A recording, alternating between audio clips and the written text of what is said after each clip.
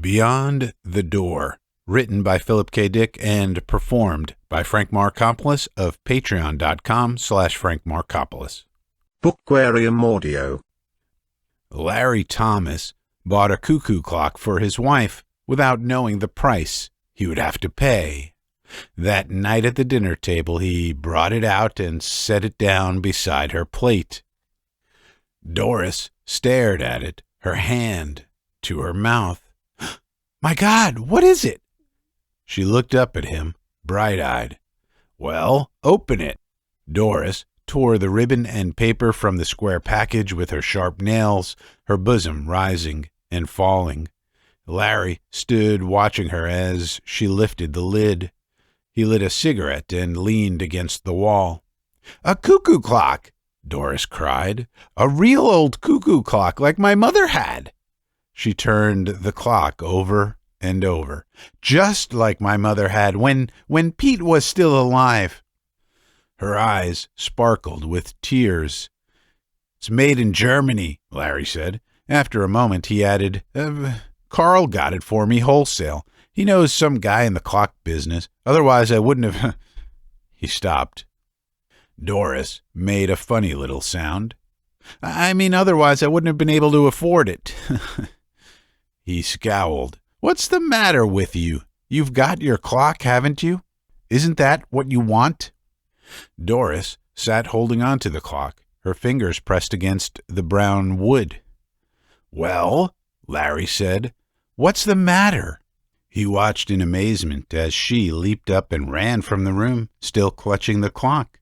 He shook his head. "Never satisfied. They're all that way. Never get enough."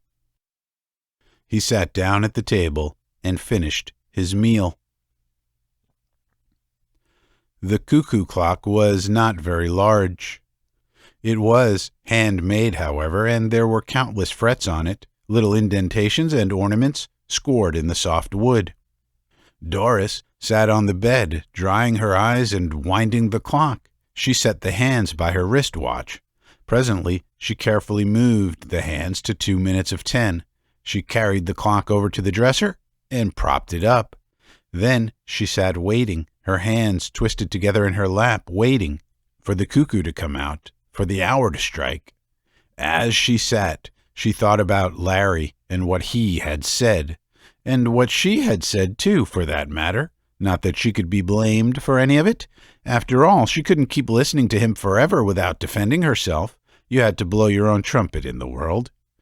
She touched her handkerchief to her eyes suddenly. Why did he have to say that about getting it wholesale? Why did he have to spoil it all? If he felt that way, he needn't have got it in the first place. She clenched her fists. He was so mean, so damn mean. But she was glad of the little clock sitting there ticking to itself, with its funny grilled edges and the door. Inside the door was the cuckoo, waiting to come out. Was he listening, his head cocked on one side, listening to hear the clock strike so that he would know to come out? Did he sleep between hours? Well, she would soon see him. She could ask him, and she would show the clock to Bob. He would love it. Bob loved old things, even old stamps and buttons. He liked to go with her to the stores. Of course, it was a little awkward, but Larry had been staying at the office so much, and that helped. If only Larry didn't call up sometimes to... There was a whir. The clock shuddered, and all at once the door opened. The cuckoo came out, sliding swiftly. He paused and looked around, solemnly scrutinizing her, the room, the furniture. It was the first time he had seen her, she realized, smiling to herself in pleasure. She stood up, coming toward him, shyly. "Go on," she said. "I'm waiting." The cuckoo opened his bill. He whirred and chirped, quickly, rhythmically. Then, after a moment of contemplation, he retired, and the door snapped shut. She was delighted. She clapped her hands and spun in a little circle. He was marvelous, perfect. And the way he had looked around, studying her, sizing her up, he liked her. She was certain of it, and she, of course, loved him at once completely. He was just what she had hoped would come out of the little door. Doris went to the clock. She bent over the little door, her lips close to the wood. "Do you hear me?" she whispered. "I think you're the most wonderful cuckoo in the world." She paused, embarrassed. "I hope you'll like it here." Then she went downstairs again, slowly, her head high. Larry and the cuckoo clock never really got along from the start. Doris said it was because he didn't wind it right, and it didn't like being only half wound all the time. Larry turned the job of winding over to her. The cuckoo came out every quarter hour and ran the spring down without remorse, and someone had to be ever after it, winding it up again. Doris did her best, but she forgot a good deal of the time. Then Larry would throw his newspaper down with an elaborate, weary motion and stand up. He would go into the dining room where the clock was mounted on the wall over the fireplace. He would take the clock down and, making sure that he had his thumb over the little door, he would wind it up. "Why do you put your thumb over the door?" Doris asked once. "You're supposed to." She raised an eyebrow. "Are you sure? I wonder if it isn't that you don't want him to come out while you're standing so close." "Why not?" "Maybe you're afraid of him?" Larry laughed. He put the clock back on the wall and gingerly removed his thumb. When Doris wasn't looking, he examined his thumb. There was still a trace of the nick cut out of the soft part of it. Who or what had pecked at him? One Saturday morning, when Larry was down at the office working over some important special accounts, Bob Chambers came to the front porch and rang the bell. Doris was taking a quick shower. She dried herself and slipped into her robe. When she opened the door, Bob stepped inside, grinning. "Hi," he said, looking around. "It's all right. Larry's at the office." "Fine." Bob gazed at her slim legs below the hem of the robe. "How nice you look today." She laughed. "Be careful. Maybe I shouldn't let you in after all." They looked at one another, half amused, half frightened. Presently, Bob said, "If you want, I'll—" "No, for God's sake." She caught hold of his sleeve. "Just get out of the doorway so I can close it. Mrs. Peters across the street, you know." She closed the door. "And I want to show you something," she said. "You haven't seen it." He was interested. "An antique, or what?" She took his arm, leading him toward the dining room. "You'll love it, Bobby." She stopped, wide-eyed. "I hope you will. You must love it. It means so much to me. He means so much." "He?" Bob frowned. "Who is he?" Doris laughed. "You're jealous." "Come on." A moment later, they stood before the clock, looking up at it. "He'll come out in a few minutes. Wait until you see him. I know you two will get along just fine." "What does Larry think of him?" "They don't like each other. Sometimes when Larry's here, he won't come out. Larry gets mad if he doesn't come out on time. He says—" "Says what?" Doris looked down. "He always says he's been robbed, even if he did get it wholesale." She brightened. "But I know he won't come out because he doesn't like Larry. When I'm here alone, he comes right out for me every 15 minutes, even though he really only has to come out on the hour." She gazed up at the clock. "He comes out for me because he wants to. We talk. I tell him things. Of course, I'd like to have him upstairs in my room, but it wouldn't be right." There was the sound of footsteps on the front porch. They looked at each other, horrified. Larry pushed the front door open. Grunting, he set his briefcase down and took off his hat. Then he saw Bob for the first time. "Chambers, I'll be damned." His eyes narrowed. "What are you doing here?" He came into the dining room. Doris drew her robe about her helplessly, backing away. Bob began. "That is, we—" He broke off, glancing at Doris. Suddenly, the clock began to whir.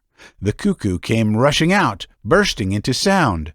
Larry moved toward him. "Shut that din off," he said. He raised his fist toward the clock. The cuckoo snapped into silence and retreated. The door closed. "That's better." Larry studied Doris and Bob standing mutely together. "I came over to look at the clock," Bob said. "Doris told me that it's a rare antique and that—" "Nuts! I bought it myself." Larry walked up to him. "Get out of here." He turned to Doris. "You, too. And take that damn clock with you." He paused, rubbing his chin. "No, leave the clock here. It's mine. I bought it and paid for it." In the weeks that followed after Doris left, Larry and the cuckoo clock got along even worse than before. For one thing, the cuckoo stayed inside most of the time, sometimes even at 12 o'clock when he should have been busiest. And if he did come out at all, he usually spoke only once or twice, never the correct number of times, and there was a sullen, uncooperative note in his voice, a jarring sound that made Larry uneasy and a little angry. But he kept the clock wound because the house was very still and quiet, and it got on his nerves not to hear someone running around, talking and dropping things, and even the whirring of a clock sounded good to him. But he didn't like the cuckoo at all, and sometimes he spoke to him. "Listen," he said late one night to the closed little door. "I know you can hear me. I ought to give you back to the Germans, back to the Black Forest." He paced back and forth. "I wonder what they're doing now, the two of them, that young punk with his books and his antiques. A man shouldn't be interested in antiques. That's for women." He set his jaw. "Isn't that right?" The clock said nothing. Larry walked up in front of it. "Isn't that right?" he demanded. "Don't you have anything to say?" He looked at the face of the clock. It was almost 11, just a few seconds before the hour. "All right, I'll wait until 11. Then I want to hear what you have to say. You've been pretty quiet the last few weeks since she left." He grinned wryly. "Maybe you don't like it here since she's gone." He scowled. "Well, I paid for you, and you're coming out whether you like it or not. You hear me?"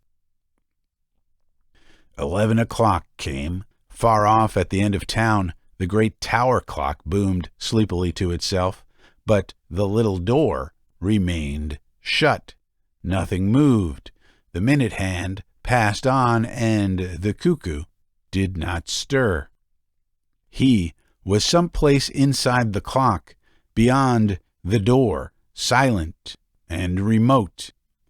"All right, if that's the way you feel," Larry murmured, his lips twisting, "but it isn't fair. It's your job to come out. We all have to do things we don't like." He went unhappily into the kitchen and opened the great gleaming refrigerator. As he poured himself a drink, he thought about the clock. There was no doubt about it. The cuckoo should come out, Doris or no Doris. He had always liked her from the very start. They had got along well, the two of them. Probably he liked Bob, too. Probably he had seen enough of Bob to get to know him. They would be quite happy together, Bob and Doris and the cuckoo. Larry finished his drink. He opened the drawer at the sink and took out the hammer. He carried it carefully into the dining room. The clock was ticking gently to itself on the wall. "Look!" he said, waving the hammer. "You know what I have here? You know what I'm going to do with it? I'm going to start on you first." He smiled. "Birds of a feather, that's what you are, the three of you." The room was silent. "Are you coming out, or do I have to come in and get you?" The clock whirred a little. "I hear you in there. You've got a lot of talking to do, enough for the last 3 weeks. As I figure it, you owe me." The door opened. The cuckoo came out fast, straight at him. Larry was looking down, his brow wrinkled in thought. He glanced up, and the cuckoo caught him squarely in the eye. Down he went, hammer and chair and everything, hitting the floor with a tremendous crash. For a moment the cuckoo paused, its small body poised rigidly. Then it went back inside its house. The door snapped tight shut after it. The man lay on the floor, stretched out grotesquely, his head bent over to one side. Nothing moved or stirred. The room was completely silent, except, of course, for the ticking of the clock. "I see," Doris said, her face tight. Bob put his arm around her, steadying her. "Doctor," Bob said, "can I ask you something?" "Of course," the doctor said. "Is it very easy to break your neck falling from so low a chair? It wasn't very far to fall. I wonder if it might not have been an accident.